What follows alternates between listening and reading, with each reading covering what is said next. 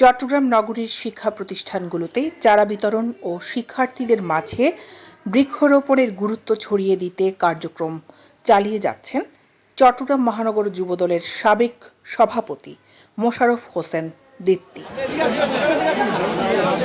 গতকাল সোমবার Kattali word ফৈল্লাতলী বাজারস্থ PH আমিন academic school প্রাঙ্গণে শিক্ষার্থীদের মাঝে চারা বিতরণ করেন মোশাররফ হোসেন দীপ্তি। এর আগে স্কুলের মিলনায়তনে সংক্ষিপ্ত আলোচনা সভায় শিক্ষার্থীদেরকে বৃক্ষরোপণের গুরুত্ব তুলে ধরেন। সভায় চট্টগ্রাম মহানগর যুবদলের সাবেক সভাপতি মোশাররফ হোসেন দীপ্তি বলেন, শিক্ষার্থীদের শৈশব থেকেই বৃক্ষরোপণের অভ্যাস গড়ে তুলতে হবে।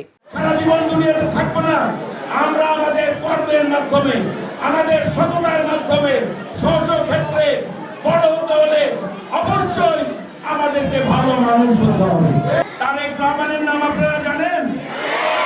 ইনশাআল্লাহ শহীদ জিয়ার আদর্শ সততার ধারণ করে বেগম খালেদা জিয়ার নেতৃত্বে, তারেক রহমানের নেতৃত্বে আমরা বাংলাদেশ করতে চাই।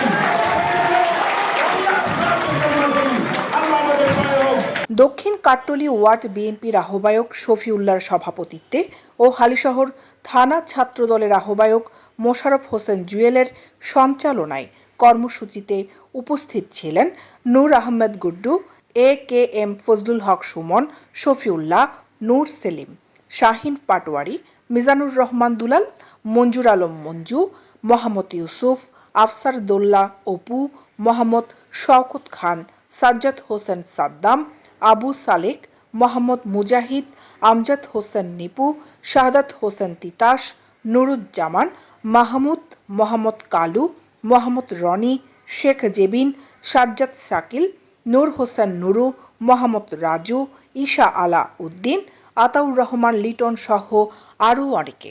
রহমানকে বাংলাদেশের নেতৃত্ব প্রদান করেন, আল্লাহ তাকে সুস্থ নেক। দৈনিক আজাদী নিউজ ডেস্ক। যেন আগামী দিনের জন্য পৃথিবীর বুকে বড় উঁচু করে মাথা উঁচু করে দেওয়ার জন্য ওনার নেতৃত্ব বুলন্দর করে দেন আল্লাহ।